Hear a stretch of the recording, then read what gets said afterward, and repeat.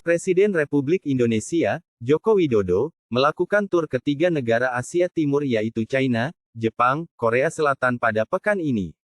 Dalam kunjungan itu, sejumlah kesepakatan dijalin secara bilateral antara Indonesia dengan China, Jepang, dan Korsel.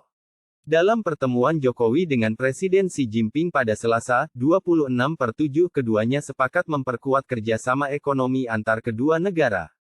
Menteri Luar Negeri Ri, Retno Marsudi, yang turut mendampingi Jokowi dalam pertemuan itu menyampaikan China berkomitmen meningkatkan kerjasama ekonomi hijau. Bentuk kerjasamanya antara lain lewat pembangunan Green Industrial Park di Kalimantan Utara, pun peningkatan impor produk pertanian Indonesia. Hasil pertemuan Jokowi dengan Xi Jinping. Pertemuan Jokowi dan Xi Jinping juga memastikan sejumlah kesepakatan lain yaitu 1. Pembaruan Nota Kesepahaman MOU, Sinergi Poros Maritim Dunia dan Belt Road Initiative. 2. MOU Kerjasama Pengembangan dan Penelitian Vaksin dan Genomika. 3. MOU mengenai pembangunan hijau. 4. Pengaturan kerjasama kelautan. 5. Protokol mengenai ekspor nanas Indonesia. 6. Pengaturan kerjasama pertukaran informasi dan penegakan pelanggaran kepabeanan. 7. Rencana aksi kerjasama pengembangan kapasitas keamanan siber dan teknologi. Selain bertemu Xi, Jokowi berkesempatan bertemu Perdana Menteri China Li Keqiang.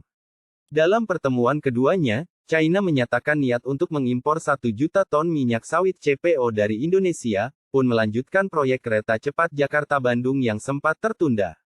Hasil kunjungan ke Jepang. Indonesian President Joko Widodo shakes hands with Japan's Prime Minister Fumio Kishida prior to their meeting at the Prime Minister's official residence in Tokyo on Juli 27, 2022. Foto by Kiyoshi Otapul AFP Presiden Ri Jokowi saat bertemu PM Jepang Fumio Kishida. Foto by Kiyoshi Otapul AFP. Setelah berkunjung ke China, Jokowi bertolak ke Jepang pada Rabu, 27/7. Dalam lawatannya ke Jepang, Jokowi bertemu dengan Perdana Menteri Fumio Kishida. Usai pertemuan itu, Jokowi dan Kishida sepakat memperkuat hubungan kedua negara.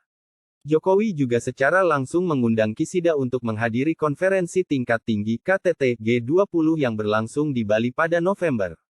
Tak hanya itu, Jepang menegaskan bahwa negaranya akan bergabung dalam latihan militer gabungan Garuda Shield yang dijadwalkan pada Agustus. Sebagaimana diberitakan Reuters, latihan Garuda Shield ini juga akan melibatkan pasukan Amerika Serikat dan Australia. NHK melaporkan Jepang juga menyatakan kesiapan mereka menyediakan sejumlah kapal patroli untuk memperkuat pasukan pertahanan Indonesia. Kishida mengatakan Jepang bakal membantu meningkatkan patroli maritim Ri.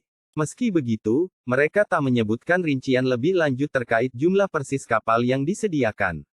Dari segi ekonomi, Jepang menyatakan kesiapan mereka untuk meminjamkan dana senilai 43,6 miliar yen atau 4,7 triliun rupiah kepada Indonesia untuk membangun proyek infrastruktur.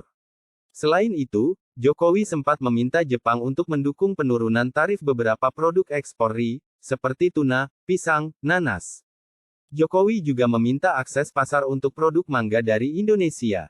Jokowi dan Kishida juga sepakat mempercepat penyelesaian proyek pembangunan kerjasama kedua negara di Indonesia. Beberapa proyek itu antara lain MRT Jakarta North-South Fase 2 dan East-West Fase I, kawasan industri Papua Barat, pun perluasan Pelabuhan Patimban dan Jalan Tol Akses Patimban.